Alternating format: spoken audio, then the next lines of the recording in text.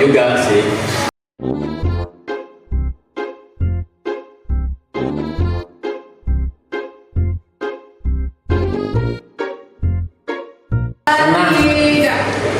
Halo semuanya, selamat datang di podcast 9F dari SMPN 2 Bandung. Jadi hari ini yang host adalah kelompok 1 9F, dan untuk gestarnya ada Pak Tohir.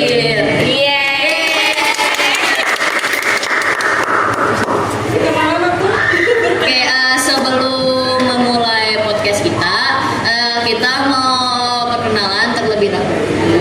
Halo semua, nama aku Naila Reisa Zulayastaga. Halo semua, nama aku Aleza Lerprisilia. Halo semua, nama saya Rada Aida Devi. Nama saya Kesha Kito Nirmala. Nama saya Muhammad Yusuf Kasyafani Aliman. Nama saya Lintang Abiasa Pramono. Dan gestarnya Pak Tohir, atau yang bisa kita sebut guru olahraga di SMP 2 Bandung.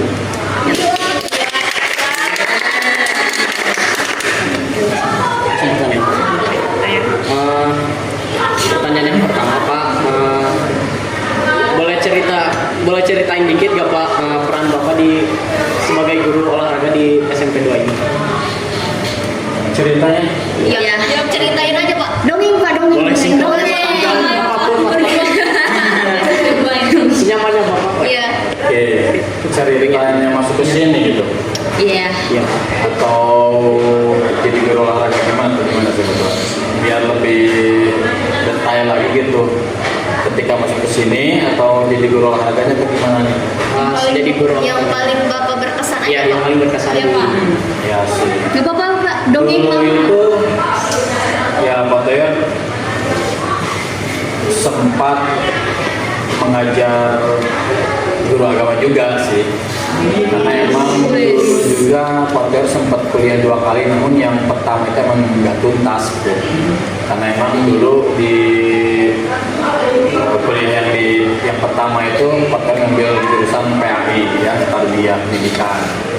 Nah, namun seiring berjalan waktu mungkin Allah menakdirkan yang lain bahwa ternyata gak tuntas gitu ketika Bapak kuliah di PAI itu. Sempat berhenti sekitar beberapa tahun, kemudian dicoba untuk kuliah lagi dan mencoba masuk di jurusan PJKR, olahraga. Ternyata ya Allah berkehendak lain, begitu lancar dan beres akhirnya di jurusan olahraga. Sampai saat ini ya akhirnya Pak Tohir cocoknya hanya jadi guru olahraga gitu. Dan, Keren banget. ya itu kira-kira mungkin singkat ceritanya gitu lah. Berarti sebenarnya Pak Tohir tuh kayak ada rencana nggak sih sebelumnya untuk jadi guru agama selain guru PJOK, sebelum menjadi guru PJOK itu? Padahal dulu Pak Tohir itu tidak ada cita-cita jadi guru sih. Oh iya. Bahkan dulu ya, ini waktu Pak Tohir dari SD sampai Pak Tohir SMA, cita-cita Pak Tohir itu nggak pernah berubah. Semuanya cita-cita Pak Tohir di dunia militer gitu. Waktu SD kan pasti itu ditanya sama guru, nama siapa, cita-citanya apa gitu kan. Nah, dulu Pak Tohir di SD ingin cita-cita jadi polisi. Nah, ketika masuk SMP, cita-cita menjadi TNI Angkatan Darat. Di SMA juga pengen cita-cita jadi TNI Angkatan Udara. Tapi ternyata setelah beres itu ternyata ya apa yang dicita-citakan, apa yang Pak Tohir inginkan ternyata di luar dugaan semuanya. Karena emang Pak Tohir sempat baca dalam sebuah keterangan. Jadi kalau kita punya keinginan, doa yang kita panjatkan sama Tuhan Yang Maha Esa, terkadang kita sebagai manusia itu suka bersuudzon, kenapa ya doa saya nggak pernah dijawab sama yang di atas itu. Ternyata ada sebuah keterangan yang membuat Pak Tohir menjadi sadar bahwa ternyata apa yang kita pinta itu belum tentu baik menurut Allah. tetapi yang Allah berikan kepada kita bahwa itu adalah yang terbaik menurut Allah. Nah, jadi ketika Pater cita-cita jadi TNI, ternyata sekarang Pater dia malah jadi guru gitu. Ternyata setelah jadi guru itu, wow gitu, ternyata keren banget jadi guru itu ternyata. Setelah Pater introspeksi diri gitu kan, ketika jadi menjadi TNI, satu banyak kekurangannya gitu kan. Ternyata kan masuk TNI itu butuh persyaratan yang ketat. Mata Pater dari SMP sudah minus, ya SMA juga ada minus, kemudian gigi juga udah ropot dan sebagainya. Ternyata oh ini mungkin doa Pak Thohir Allah ganti yang lebih baik dari apa yang Pak Thohir inginkan, dan akhirnya sekarang Pak jadi guru.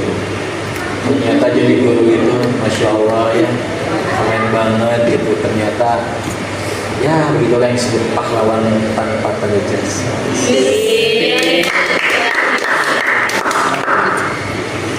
Terus menurut Bapak, kalau ngomong tentang olahraga ini penting nggak bagi, apalagi bagi masa kita remaja gitu? Sangat penting dong. Tapi sebelum jawab lebih jauh lagi, harus ganti kacamata.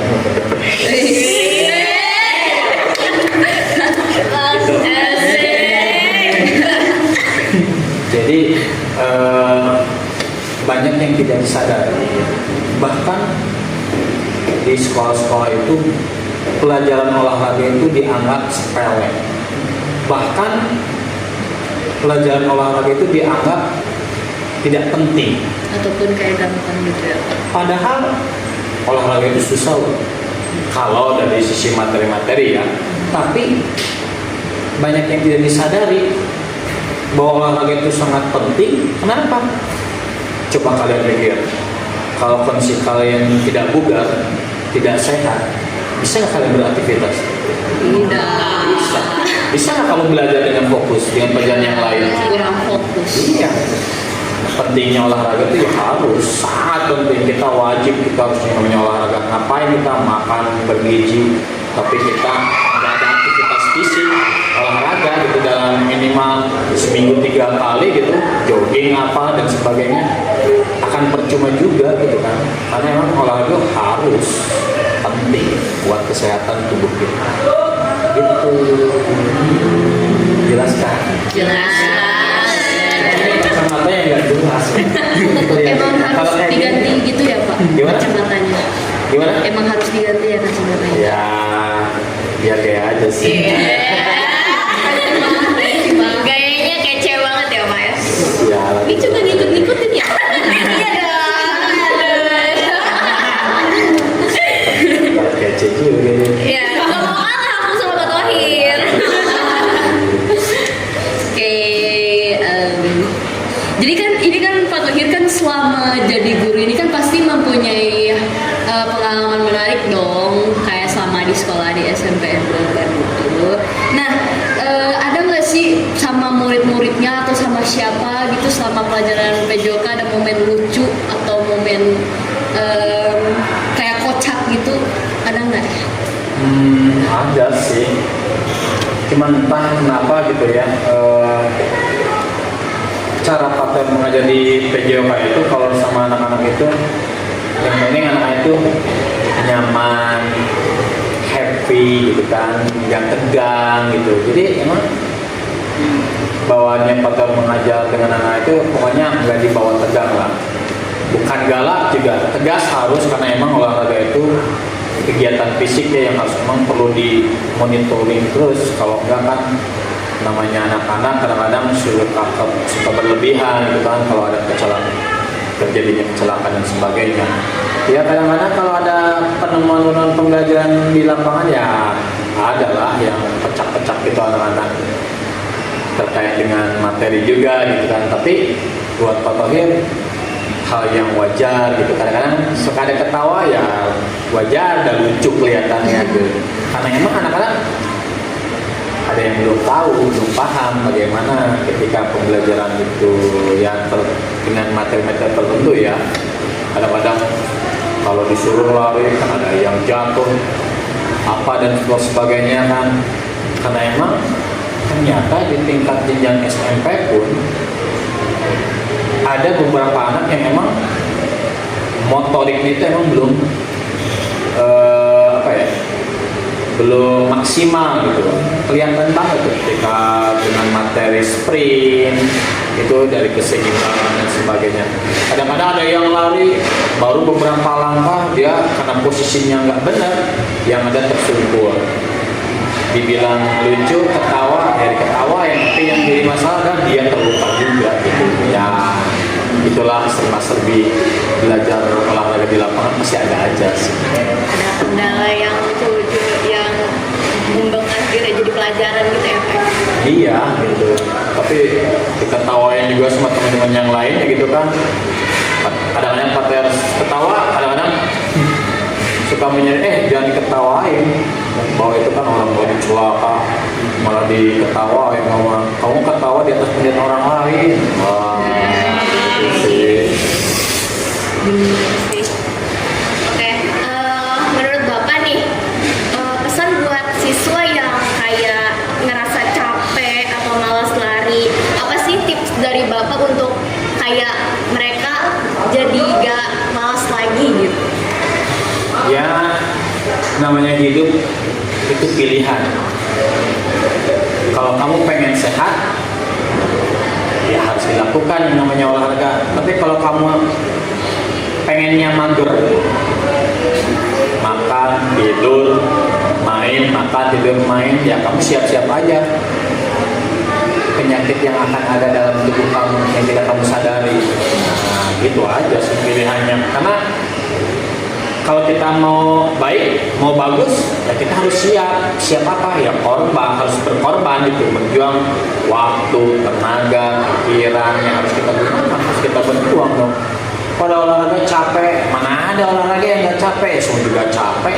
Jangan olahraga, kerja juga capek. Sekolah capek juga, capek belajar juga kan. Nah, jadi kembali ke bagaimana cara memanage kita, mengatur pola hidup kita gitu, dengan belajar kapan kita waktunya istirahat, kapan kita waktunya makan, kapan kita waktunya tidur, dan kapan waktunya kita beraktivitas untuk olahraga. Ya kalau kamu sayang dengan tubuh kamu, ya harus dijaga olahraga yang teratur. Benar sih. Ini aku sering pakai kita tuh sebagai remaja kita harus misalnya harus jalan kaki seminggu sekali atau misalnya harus dengan mana gitu. Habis itu aku kadang merasa tuh kayak terpaksa gitu, kalau misalnya terus gini gitu. Jadi Bapak gimana cara kita bisa berolahraga tanpa itu merasa kayak untuk tidak merasa itu kewajiban dan bisa diganti sebagai kebiasaan kita sehari-hari. Kadang-kadang sebenarnya sih ada suatu aktivitas yang tidak disadari oleh kita. Tapi itu juga tergantung kebiasaan ya. Kalau di rumahnya yang senang bersih-bersih, artinya dia bergerak gitu. Yang jadi masalah itu yang nggak mau gerak. Karena kita sehari itu harus bergerak. Ya meskipun itu bukan olahraga yang secara khusus mungkin ya, tetapi minimal dalam kehidupan kita sehari-hari kita harus bergerak, jangan duduk terus, berbahaya juga buat diri kita. Tapi alangkah lebih baiknya lagi selain kamu bergerak aktivitas beres-beres rumah kah atau tempat tidur kita, kemudian ngeberesin, kamu nyuci baju, itu juga salah satu aktivitas gerak yang bagus. Apalagi kalau ditambah dengan kegiatan olahraga khusus, jogging lah gitu. Kamu pokoknya malas keluar rumah, cari apa kegiatan yang bisa berolahraga di tempat, skipping kan, sit up kan, push up kan, jumping jack, banyak kan. Bapak yakin kalian banyak lah yang udah diberikan oleh guru-guru terkait olahraga. Bisa kamu ambil salah satunya gitu. Kalau emang kamu susah atau nggak mau lagi males keluar rumah, ya kalau di rumahnya agak luas tempatnya, kenapa tidak? Jadi tidak ada alasan kamu untuk tidak bergerak. Apalagi kalau punya kolam renang. Ya. Kita kan sudah zamannya sudah teknologinya sudah ini kan, yang kita kita sudah ada treadmill kan. Sama olahraga juga, meskipun kita nggak mau keluar, kamu jogging di tempat dengan adanya alat itu bisa terbantu juga. Menurut Bapak, kalau misalnya Bapak diberi peran jadi duta olahraga, terus strategi yang apa yang paling efektif untuk meningkatkan kualitas dan minat olahraga masyarakat di Indonesia? Duta ya, wow, duta gitu. Duta. Laki-laki banget ceritanya Pak. Hah? Laki-laki banget. Kan Warnanya gelap. Ya, strateginya ya kita coba ngadain event-event gitu kan. Sekarang lagi sedang musim-musimnya kan ada running gitu kan ya. Sekarang di berbagai kota kan. Nah, itu kan salah satu bentuk strategi untuk menjadi yang tadi awalnya nggak mau berolahraga, tapi dengan ada kegiatan itu mungkin jadi salah satu bentuk motivasi. Dengan running bersama kan jadi have fun tuh, karena banyakan bareng-bareng, kemudian kan nggak kerasa ternyata dengan lari sekian kilo karena bareng-bareng nggak terasa capeknya.